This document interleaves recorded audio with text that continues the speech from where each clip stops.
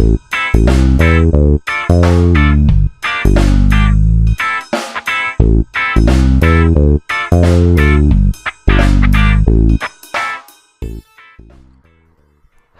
ladies and gentlemen, this is SoapGreat, and I'm bringing you another episode of Building This City.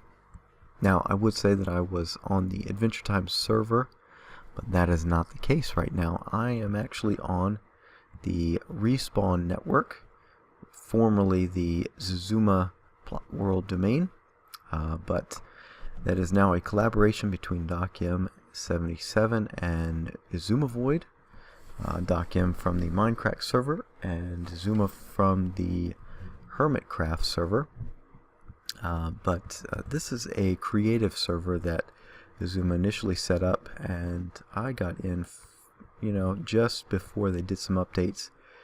I had been asking you all to join me over here and give a little design advice and maybe play around with some of the stuff. But that is no longer available. They are redoing some of the Plot World stuff, and a lot of what I have available here may not end up being available to you. So this 201 by 201 square of space may not be available in the future. I'm not sure, but I'm still watching what's going on there. But anyway, this is what I've been working on. This is my blueprints here. You can see the last episode where I finished off this grand hall. I'm just calling it a hall for the time being. I finished it off, and this is where I've been poking around, trying all the various combinations.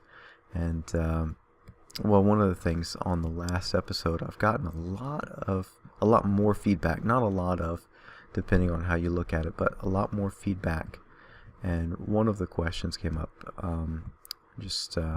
about it, and I answered saying that I did the design and creative and then copied it over, and as I thought about it, it sounded as if I was doing a copy, like a direct copy from MC Edit. And I'll tell you that it would be a lot easier in single player to do a copy from MC Edit, not so much on the multiplayer, because I would have to re-upload the map every time I did that. And that is not feasible. It's not something that is particularly fun. It's hard enough uploading YouTube videos, much less a 1 gig. That's not a 1 gig map, but it's up there. Okay, so that is not what I do. What I do is I fly around in creative here or in my test world, and I just place blocks, find the design, look at what works and what doesn't, step back, try and look at it from this view, because I won't be up here in survival. I'll be down here just walking around, and then copying just means that I open up this here and then open up the regular one on the other side of the computer, or I just take a bunch of screenshots, which is also what I did. But anyway, that's what I've been working on. You can see some of the floor design. But I just wanted to show you this and show you what I'm working with. Now, the outside is not much to look at, which is to be expected because this is built underground, so it doesn't really matter what the outside looks like because it's covered by a mountain. But we are going to, I just wanted to show you this real quick and then show you what we're going to be looking at in the rest of this episode. So let me, I'm going to load up a version of the map in single player to give you a before, and then we're going to walk around the after. So bear with me, I will see you in just a moment. Alright, ladies and gentlemen, we are here in a single player version of this map, and you can see this is before I finished off. Let me bring up my heads-up display. I just did that to hide all the chat window from the multiplayer server. But anyway, we still got this guy. That's how old this map is. And I didn't happen to take a backup of where this hall was done. And I had not yet started on the other stuff. So kind of in limbo. So I've already finished some of this. You've already seen that. But the thing I wanted to give you was a before of this area, because this is where we're going to be expanding. Okay, you know, I've got the auto smelter back here, the potion brewer right there, the lagging sorter machine right there, and then over here is the next expansion area. See, I don't even have this door in yet. So we're going to be going out this way and building in a lot of the required things here. So let's see, we got auto chicken cooker, cow breeder, mushroom paddock, carrot, potato, wheat, netherwort, you know, the big four right there, breed farm, wolf farm, and horse stable. So there's a lot of stuff that we need to get in here, and I got plenty of space. So I just wanted to give you a before. So burn this image into your mind, and we are going to head over to the Adventure Time server, and we'll get on with the episode. Alright, so I will meet you over there. Okay, ladies and gentlemen, we are back on the Adventure Time server, and you can see there's already been some work done. You don't see the cows and the mushrooms there anymore, just some sheep, and you can hear some chickens, I'm sure. And then I've been slowly but surely putting in the stone brick on the floor, and you know, I've got to figure out the rest of that. But anyway, we are you've seen all this. I haven't done any changes here. Just, you know, you should be used to that by now. What we are going to do today, I'm going to show you a lot of the stuff that I've done off camera. Again, I'm switching primarily to a world tour type style for this server because I get a lot more time to play in off hours. Excuse me for a moment, got a little itch, scratch there, and you know, I've got more time to play off hours and not necessarily record. So there's just a couple times a week that I get to record, so I'm going to be doing more world tour style both here and in the single player. But yeah, so before we get going on the tour, I do want to announce a little Q&A possibility. I've had a request for it from a relatively new viewer, so you know, I'm just going to put it out there. If you want me to do a Q&A, let me know in the comments below or let me know on Twitter. And if you do want me to do a Q&A, I'm going to need some questions. So if you want one, you also need to provide at least one question, possibly more. We need to fill up an episode with questions, and it'd pretty much be an ask me anything. It doesn't mean that I will answer everything, but you can ask me anything. Do try and keep it clean, and I will try and mention your username if I remember it, and if it is something that is clean enough for me to say. Again, we're trying to keep this G and PG rated, so primarily trying to focus on G rated. So just keep that in mind. If your username includes language that would be considered foul from the standpoint of an American audience, a US audience, then I'm probably not going to mention it, okay? So it's not because I have anything against you necessarily, it's just the audience I'm trying to go for is more along the lines of like my daughter, who is 4.5, so just keep that in mind, okay? So here we go. This is the wing that you just saw, and we've done a lot of work. You can probably tell that from here.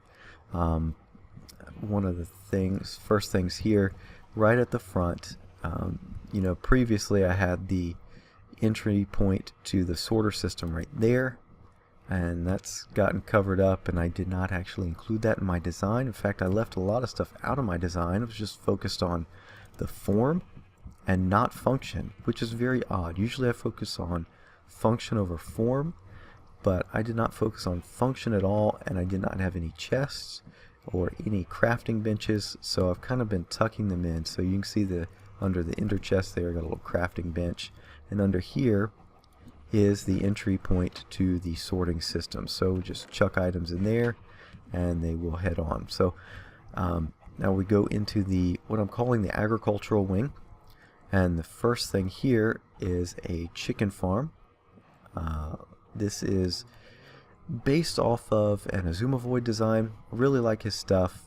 He does a good job on creating the tutorials, and he knows his redstone. But there's a bank of seed chickens back behind there, and you can see a little bit of the redstone going there. So the seed chickens lay eggs. There's a dispenser back there. It shoots it into this half slab. Why do I call it a half slab? It's just a slab. And these chickens will just grow up right there, and twice a day a double pulse will come through this dispenser back here, which contains a bucket of lava, and that is going to burn any adult chickens, and their drops go into here. And so now we have food, a regular supply of food. So there we go. Before I go any further, I do want to show you some of the redstone there. You saw the double pulse. That's a little different from the Azumovoid design. I'll just show you some of the stuff in the back here.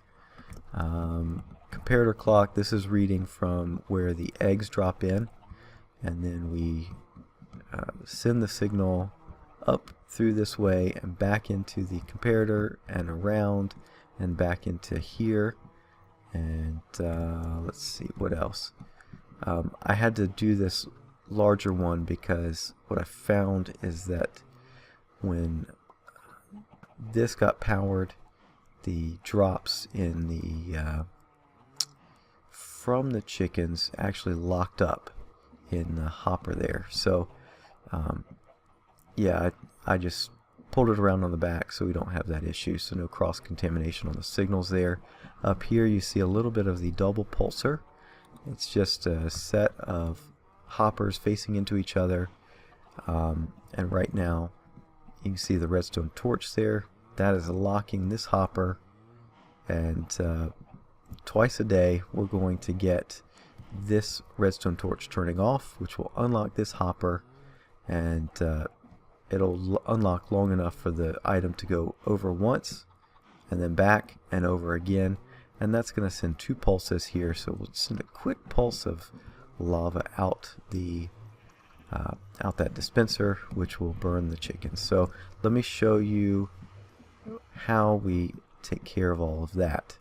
So that is a daylight sensor, and what I've done is I've run the full length on the daylight sensor. So we now have an extra little service that I can run to the rest of the base, and I can even run one out this way so that, you know, if I ever need to control something for the time of day, I can just do it. I've got that infrastructure in place now. But we're pulling off of where the sun goes up to 3. We extend the signal with this repeater right here and send it over into a dual edge detector. This is a design by Dro, who's on the block-centric server. It gives a quick pulse whenever the signal turns on and whenever it turns off. And what will happen, there's a redstone block attached to that sticky piston, and that will pop back real quick and go back forward. When it comes back, when this piston contracts, we're going to get a pulse of redstone signal down here. This is a signal extender, a pulse extender, and it pushes out the signal to long enough to unlatch that item that is in the double pulsar down there, because we need a pulse on the dispenser to shoot out the lava and then a pulse again to pull it back in, because I don't want that lava just sitting there. Because if you notice on the design, there's a lot of wood around it, so I just don't want lava hanging around the wood. So that is the chicken cooker. Little variation on a theme from the Azumovoid version. So next time that the lava comes through, it's going to get that chicken. In fact, we could probably force it by taking a little sleep. So let's do that. I lost a piece of carpet. Okay, I'll have to come back and fix that. Wonder how that could have happened. Maybe I accidentally hit it. Who knows? Come back over here. Sleep. Sleep, sleep, sleep. Now we can't hear the double pulsar go at the moment, so you may have missed it. But when we go back, you will see that the chickens have been, or should have been, taken care of. So do we get that? Yep, we're down to one baby chicken. A little bit more cooked chicken there, so there we go. Alright, the next major thing you may notice are these stables and horses. So I've built some stables, 3x3, and I brought some horses over. This one came from around the southern village, and this one came from around another village I found. And I put some gold armor on it.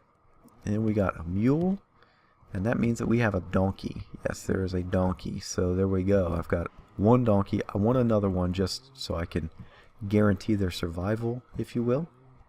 But I bred a mule, so if we ever need to go anywhere, I'm going to be taking that mule. And then down here, we've got 2 mushrooms and 2 cows.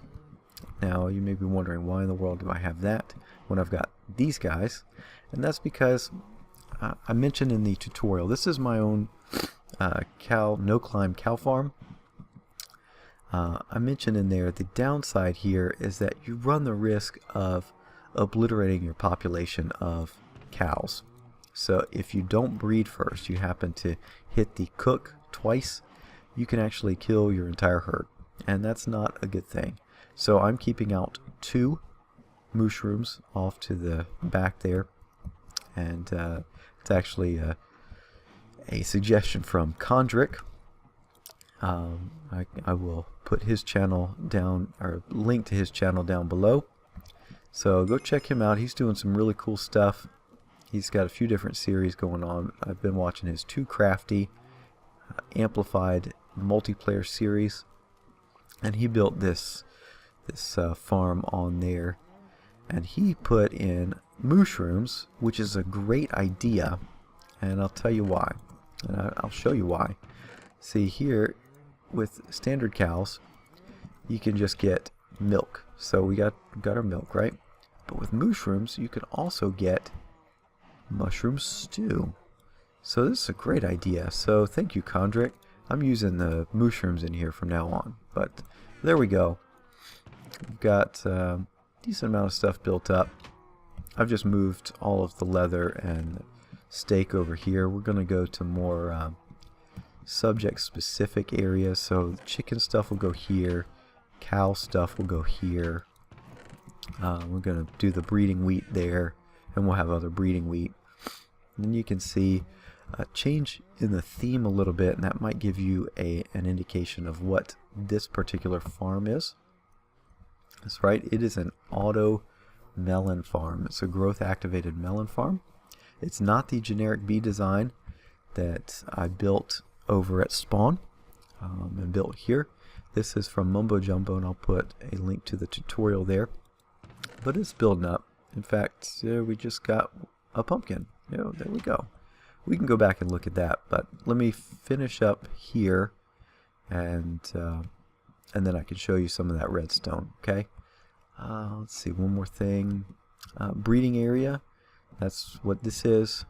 Nice little area. You can just put the. Actually, probably need another fence post there, but that's fine. And you can see right here, I'm going to put the golden carrots and leads and stuff. And then under here, under all the chests, I'm putting crafting tables just to hide a little bit of the crafting tables. And since I had forgotten that in the overall design. Now, with this wing, I'm leaving the design on the Respawn Network Creative Server behind because I did not come out this far. But you know, we're just working on it and working on this design as I go. Tell me what you think. You've got the stairs, a little bit of height, and those glowstone give enough light down here that you will notice there are no torches on the paths here. And once we get farms in over here, those torches will go away, and we're eventually going to get rid of all torches on the ground in this base. That is the long-term goal. Another thing here is that these are actually jack-o'-lanterns, not pumpkins. Right here is a cactus farm, and it's only one cactus, so it's going to be rather slow. I might put another cell in later, another couple cells. I got plenty of space back there to do that. And then here is the netherwort farm. It's not quite ready to grow, but let me just show you real quick. Press that button and we get a set of pistons that come out, and we just put our netherwort back. To put some more down there. I didn't get all of it. Yeah, so it wasn't ready to harvest, but I just wanted to show you that. It's just a bunch of pistons, and this button runs some redstone back behind it. We can go take a look at that. So that is it for the farms for now. We still need to do the big four, the wheat, potato, and carrot. Not the big four, we've taken care of the netherwort, but wheat, potato, and carrot. Also need cocoa beans. That'll, you know, I'm going to do that all automated. Okay. And probably add something else on the cactus. So let's take a look at the redstone behind various things here. This is the melon farm. I've got it enclosed with a bunch of glowstone just to make sure that these guys get enough light and nothing can spawn back here.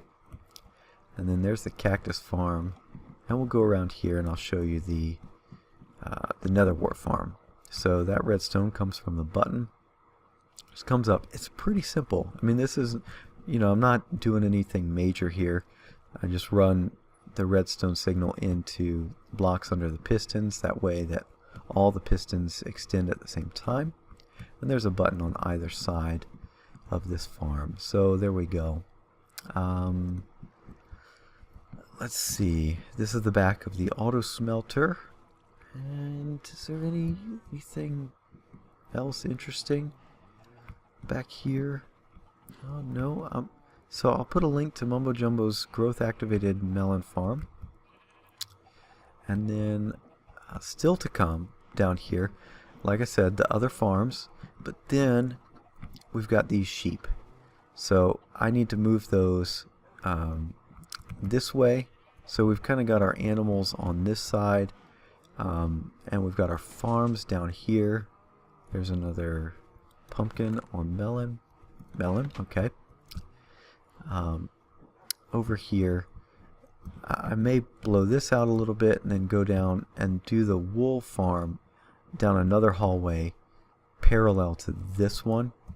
And we're going to have sheep of all of the colors that are available in Minecraft so that we can get wool of any color whenever we need it. So it's pretty standard on most bases that I've seen, and so we're just trying to get things going here, get a lot of this set up, and then we can start working on some other projects. I've got a lot of long-term projects I want to do, but I need to get the base set up so that I have a ready spot available for just collecting material and knowing where I can get material. So yeah, things are coming along. Let me know what you think about the design here, about ooh. I didn't finish that out. Let's take care of that. We got another one of these and this. So we'll put this down here. So, hey, I get to do a little building on camera. There we go. Wonder why I didn't do that one. Guess I just slipped my mind. Okay, so there we go. There's the roof. A little bit of detail, some depth to it. It's not overly complicated, not like out in the main hall. But again, this is all kind of similar to the stables. I wanted to keep that kind of like a farm feel, and hopefully I accomplished it. Not too showy, but let me know what you think. You enjoy this? You like it? Got any suggestions for the design? I would love to hear it. Let me take a quick break and check the overall running time on this episode, and if we've got some more time, I'm going to show you something else. Otherwise, I will come back and sign out. Alright? I will be back in just a moment. Alright, ladies and gentlemen, just for grins and giggles, I'm just going to ride this mule around. But, hey, I checked the time, and we are getting kind of close to a good stopping point. So, there's not enough time left to do justice to the other thing I wanted to show you. So, I am not going to bother for the time being, and that will be something we look at later. Oh, here's a nice little test.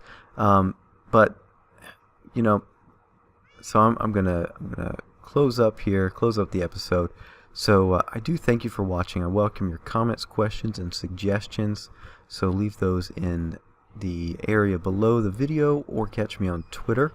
And you know, as I said earlier, how about a question and answer Q&A, or ask me anything? That option is available. If you like the idea, do let me know and give me some potential questions to answer.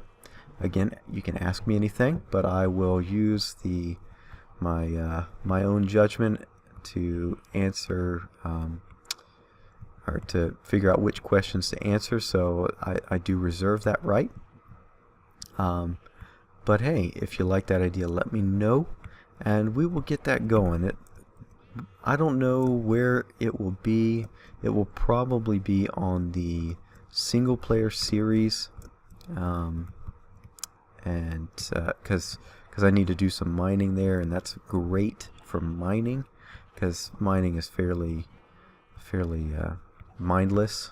So just pick and grab various resources. So we'll probably do that, but hey, if you got some suggestions for what to do on the Q&A session, that would be great as well.